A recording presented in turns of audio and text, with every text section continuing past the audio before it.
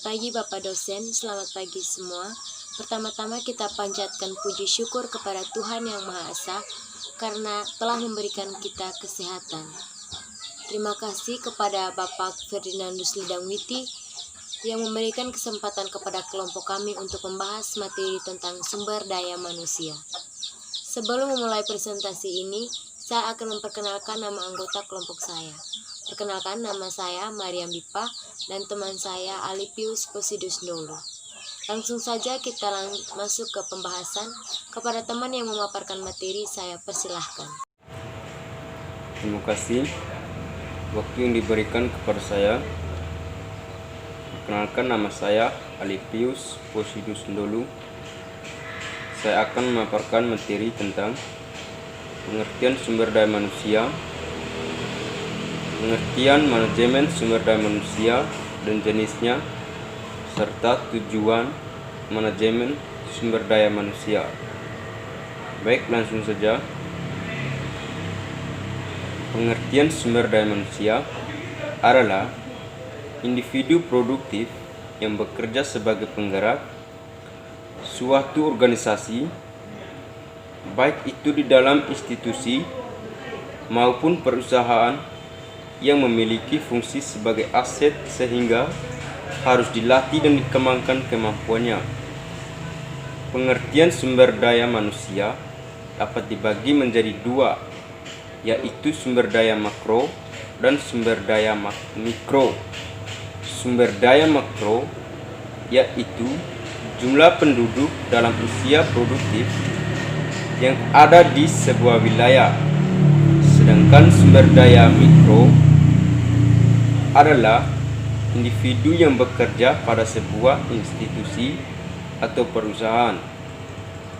Oleh karena itu, dapat disimpulkan bahwa sumber daya manusia merupakan suatu hal yang sangat penting dan harus dimiliki dalam upaya mencapai tujuan organisasi atau perusahaan. Sumber daya manusia merupakan elemen utama organisasi dibandingkan dengan elemen sumber daya yang lain seperti modal, teknologi, karena manusia itulah sendiri yang mengendalikan faktor lainnya. Yang kedua, pengertian manajemen sumber daya manusia. Sumber daya manusia merupakan salah satu faktor yang sangat penting sehingga harus dikelola dengan baik dan meningkatkan efektivitas dan efisiensi organisasi atau perusahaan. Oleh karena itu, manajemen sumber daya manusia merupakan program aktivitas untuk mendapatkan sumber daya manusia, mengembangkan, memelihara, dan mendayagunakan untuk mendukung organisasi mencapai tujuannya. Terima kasih atas waktu yang diberikan. Perkenalkan, nama saya Mariam Bipa. Pada kesempatan ini saya akan memaparkan materi tentang perhatian terhadap sumber daya manusia, pengadaan, pengembangan, pemanfaatan, dan tugas utama manajer sumber daya manusia. Yang pertama, perhatian terhadap sumber daya manusia. Manajemen sumber daya manusia memiliki tujuan, yaitu untuk meningkatkan produktivitas orang-orang yang ada di dalam lingkup wewenangnya.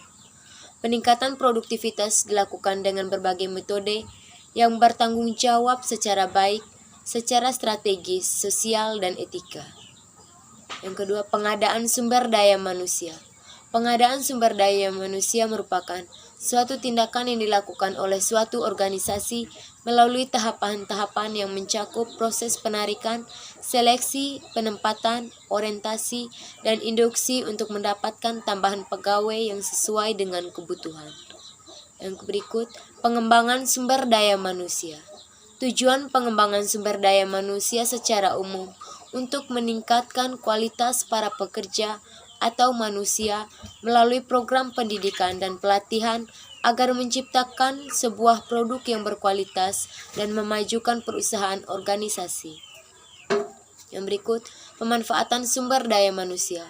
Dalam mengelola manajemen sumber daya manusia, dibutuhkan tujuan yang baik dan terarah, agar mempunyai manfaat yang maksimal dalam mengelola dan memanfaatkan sumber daya manusia dengan sumber daya alam yang ada di sekitar, yang berguna untuk diri sendiri dan orang lain.